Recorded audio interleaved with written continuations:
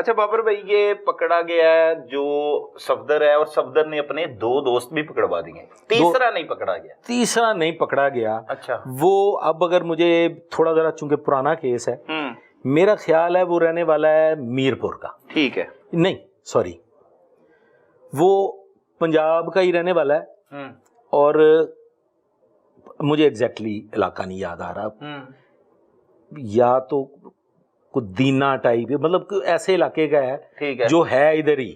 ٹھیک ہے. اور باقی جو 2 لڑکے ہیں وہ لاہور کے ہیں؟ وہ لاہور کے ہیں، ادھر 7 اپ کے رہنے والے ہیں. وہ ساتھی اس کے پکڑ لیے ہیں.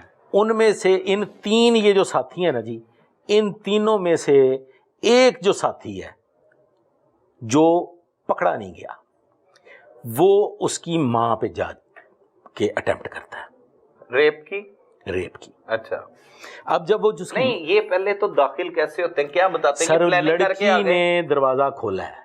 ٹھیک ہے. اور یہ پہلے وہ لے کے گیا کوئی یہ میں بتا تھوڑی اس کو میں بنا دوں، شیپ کر دوں. شیپ یہ ہے جی کہ 2 لڑکے باہر بیٹھے ہوئے ہیں سرونٹ کوارٹر میں. ٹھیک ہے. ایک لڑکا جو ہے وہ بعد میں اندر جاتا ہے، پہلے صرف صفدر اندر جاتا ہے، صفدر کے لیے دروازہ کھلتا ہے. ٹھیک ہے. لڑکی دروازہ کھولتی ہے کچن کا، صفدر اندر چلا جاتا ہے. اور مالکان نہیں ہے گھر پہ کوئی نہیں ہے. ٹھیک ہے. یہ بتایا گیا ہے کہ گھر خالی ہے. اب لڑکی کا اور اس کا صفدر کا آپس میں جنسی تعلق قائم ہوتا ہے. ٹھیک ہے. وہیں لابی میں ایسے صوفہ ہے، صوفے کے آگے کارپیٹ ہے، کارپیٹ کے آگے میز ہے، تو یہ جو بیچ میں جگہ ہے یہاں پہ اب ان کا کچھ صوفے پہ انہوں نے حرام زدگی کی ہوگی کوئی. ٹھیک ہے. جو بھی کیا. اچھا. اس دوران یہ آپس میں انہوں نے اپنا ان کا یہ روٹین کا ہو رہا ہے. تو وہ جو لڑکا ہے میرپور والا یا جیلم سائڈ پہ، وہ وہاں کا وہ جو لڑکا ہے وہ انٹری لیتا ہے. اچھا. نہیں، اب یہ اس لڑکی کو پتا ہے اس کے ساتھ دوست آئے ہوئے؟ نہیں پتا. وہ بعد میں آئے ہیں؟ وہ بعد میں انٹر ہوئے ہیں. یہ لڑکے تینوں باہر ہیں. ٹھیک ہے. گھر سے ہی باہر ہے؟ گھر سے سرونٹ کوارٹر میں بیٹھے ہوئے ہیں. اچھا. سرونٹ کوارٹر میں بھی تو اندر آنے کے لیے پلان کے وہ آئے ہیں نا جی. گیٹ کھلا ہوا ہے سر. وہ گیٹ ایسے ہے جیسے گیٹ ہے اور اس کے اوپر وہ ایسے کر کے لگا ہوا ہے. مطلب وہ پہلے وقتوں میں بھی ابھی بھی ہوتا ہے، وہ چھوٹے چھوٹے گیٹ ہے. وہ انٹر ہوئے ہیں. انٹر ہو کے لڑکی نے راستہ ہموار کیا ہوا ہے، دروازہ کھلا ہوا ہے، اور وہ جو روٹین میں وہ جاتا ہے وہاں ایسے ہی انہی حالات میں. ٹھیک ہے. وہ جاتا ہے، تینوں ساتھی بیٹھ جاتے ہیں سرونٹ کوارٹر میں. ٹھیک ہے. انتظار کر رہے ہیں اب صفدر کا. صفدر نے انٹری لے لی ہے، اور وہ جو بھی ان کی بدکاری ہے وہ وہاں پہ ہو رہی ہے. تو وہ جو لڑکا ہے جو نہیں مل سکا، یہ رات کے وقت آئے ہیں؟ یہ رات کے وقت آئے ہیں 2 بجے کے قریب. اچھا. لیٹ نائٹ رات 2 بجے وہ سر انٹر ہو جاتا ہے. اس کو شیطان غلبہ کرتا ہے. وہ انٹر ہوتا ہے. وہ انٹر ہو کے اب یہ لابی میں ہے.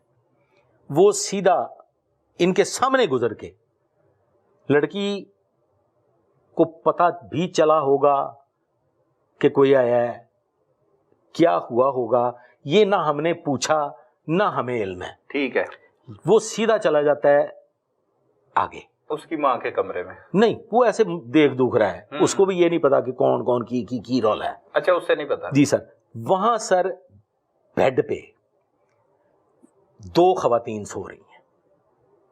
ایک بوڑھی عورت بعمر 70 سال اور ایک بعمر 40 سال. اب وہ سر وہ جو 40 سال کی خاتون ہے وہ اس 40 سال کی خاتون کے ساتھ ریپ اٹیمپٹ کرتا ہے. سوتے ہوئے حملہ ہو جاتا ہے. وہاں پہ سر شور ہو جاتا ہے، ہنگامہ ہو جاتا ہے. وہ دونوں خواتین جاگ جاتی ہیں. اب یہ آوازیں سن کے تو جو 2 باہر ہیں، باہر اسی سرونٹ کوارٹر کے سامنے پڑی ہوئی ہے کئی، یہ زمین کھودنے والی. ٹھیک ہے. وہاں پہ رمبا بھی ہے، درانتی بھی ہے، یہ چیزیں پڑی. وہ یہ سارے مالیوں کی چیزیں ہیں. وہ سر وہ کئی اٹھاتا ہے اور اندر آ جاتا ہے. لڑکی کو صفدر نے دبوچا ہوا ہے. وہ ہلنے نہیں دے رہا. وہ اس کو ہلنے نہیں دے رہا. وہ اس نے دبوچا ہوا ہے اس کو. لڑکی کو پتا چل گیا کہ کام کو خطرناک ہو گیا، کام رولے والا بن گیا. سر وہ جاتے ہیں دونوں، تیسرا آلریڈی اندر موجود ہے. وہ سر نانی کو اور اس کی ماں کو وہاں قتل کر دیتے ہیں تینوں مل کے. ریپ کے بغیر ویسے ہی ہاتھا پائی ہو گئی. ریپ نہیں ہوا, ہاتھا پائی ہو گئی. ٹھیک ہے, وہ مرڈر کر دیا, وہ سر مرڈر کر دیا, دونوں کی گردنوں پہ وار کیے ہیں, کئی کے وار کیے ہیں, اور دونوں کو وہاں نانی بیڈ پہ رہ گئی ہے, اور جو بیٹی ہے وہ اس کشمکش میں بیڈ کی پرلی سائڈ پہ ٹھیک ہے زمین پہ گر گئی ہے. ٹھیک ہے. اب اس کی جو بیٹی ہے وہ 7 کمرے میں صفدر ہے ادھر, وہ صفدر ادھر ہے لابی میں. ٹھیک ہے. اب سر یہ اس کو بھی قتل کرنا لامالا انہوں نے پروگرام یہ تھا, جو ایکچوئل پروگرام تھا جو انہوں نے بنایا ہوا تھا. پلان یہ تھا کہ ان چاروں نے اس لڑکی کو ریپ کرنا تھا, بدلہ لینا تھا. صفدر نے اپنے دوستوں کو لا اور اودی سنگی کٹ کے اسے مار دینا تھا, نہ کسی کو پتا چلنا تھا کون آیا کون گیا. یہاں پہ وہ جو لڑکا گرفتار نہیں ہو سکا, اس لڑکے کی یہ اٹیمپٹ کہ وہ اتاولا ہو گیا, اس پہ شیطان غالب آ گیا, اس نے انٹری لے لی, اور یہ کہانی جو تھی یہ نانی اور ماں تک پہنچ گئی. وہ بھی اس کی زد میں آ گئی. وہ دونوں خواتین بھی قتل ہو گئی. اور پھر آگے بیٹی کو کیسے قتل کیا کہ بیٹی کے ساتھ انہوں نے ریپ کچھ نہیں کیا, وہ صرف وہی صفدر ہی اس کے ساتھ کرتا رہا. اور اسی حالت میں صفدر نے اس کو ایسے پکڑا ہوا ہے. اب وہ حالت آپ کو سمجھ آ گئی ہوگی کہ وہ جس حالت میں لڑکی ہے, صفدر اس کے اوپر سوار ہے, اس کو پکڑا ہوا ہے. ایک جو بیچ میں سے بغیرت ہے وہ اس کے بال کھینچتا ہے پیچھے کو, اور دوسرا جو ہے وہ اس کو مار دیتا ہے, کئی مار کے اس کی گردن بھی. اچھا چلے, صفدر کا غصہ تو سمجھ آتا ہے, یہ کون سے درندے صفدر ساتھ لے کے آیا تھا جنہوں نے آتے ہی سر یہاں پہ نا جی 3-4 سبق ہیں قریشی صاحب. پہلا سبق یہ ہے کہ ناجائز مراسم جو دنیا سے چھپا کے آپ خفیہ تعلقات قائم کرتے ہیں, ان کے نتائج ہم نے دیکھے ہیں. کبھی تیزاب گردی, بالکل ایسے ہی, کبھی بلٹ گن فائر, بالکل ٹھیک ہے, کبھی گلا گھونٹ کے مار دینا, ایسے ہی ہے, کبھی زہر خورانی. انجام ہمیشہ, میں نے تو کم از کم بینگ ایکس CIA آفیسر, انجام اس نوعیت کے تعلقات کا یہی دیکھا ہے. میں نے بھی یہی جہاں خفیہ خبر کی ہے, جہاں خفیہ یا مقتول بنتے ہیں یا قاتل بنتے ہیں. اچھا, ان دونوں میں بہت کم آپشن ہوتی ہے کہ کچھ بنتا ہے. یہ سر صفدر کی پلاننگ ریپ کی حد تک اور لڑکی کو گلا دبا کے مار دینے کی حد تک طے شدہ تھی, بس اتنی تھی. لیکن اس سے ایک اتنا بڑا واقعہ پیش آ گیا, اتنا بھیانک. اس کی وجہ یہ ہے سر کہ نانی بھی رازدار تھی اور ماں بھی رازدار تھی. پہلے سے وہ صفدر کو کھا رہے تھے, صفدر گوشت بھی پچاتا تھا, صفدر ان کو کھابے بھی کھلاتا تھا, صفدر گفٹنگ بھی کرتا تھا, صفدر ان کو سیریں بھی کراتا تھا. اس گھر میں کوئی مرد نہیں تھا؟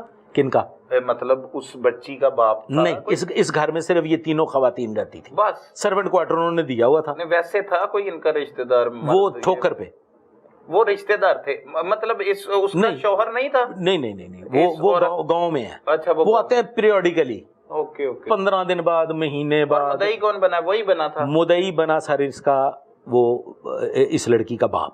اچھا, اب رشتے کا تنازع جو آپ کو اطلاع ملی وہ کہاں پہ؟ پولیس اس پہ تفتیش کر رہی ہے. ہاں, وہ کیا ہے رشتہ سر لڑکی کے ساتھ جن کے ساتھ رشتہ داری ہونی تھی, جو ان کے قریبی عزیز رشتہ مانگ رہے تھے, ان کو رشتے سے انکار ہوا تھا.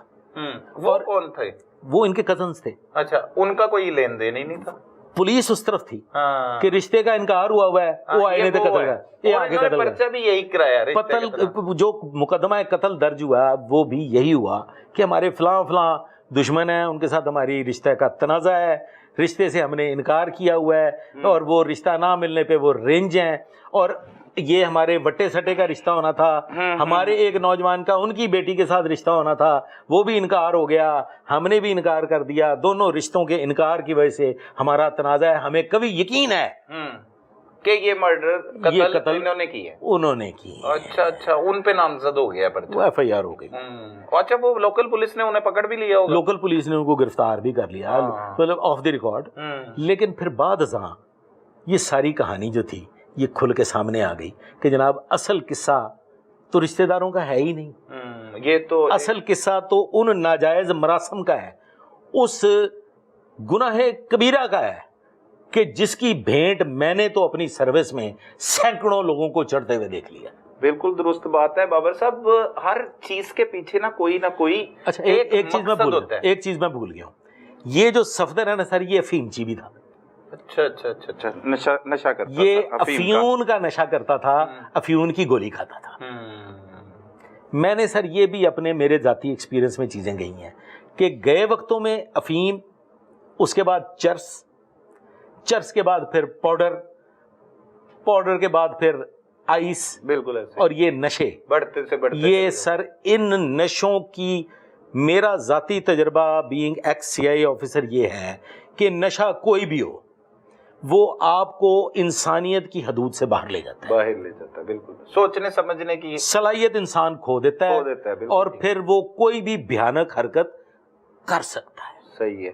اچھا مقصد بھی ہمارا یہی ہے، یہ جو پروگرامز، یہ جو آپ کی زندگی کا ایک بہت بڑا اور وسیع تجربہ ہے، بہت سے کیسز دیکھے، ان میں لوگوں کو دیکھنا چاہیے کہ کن چیزوں کے کیا اثرات ہیں۔ سر دیکھ رہے ہیں لوگ، اب دیکھ رہے ہیں، لیکن اس کو سیکھتے کیوں نہیں، اس سے سمجھتے کیوں نہیں؟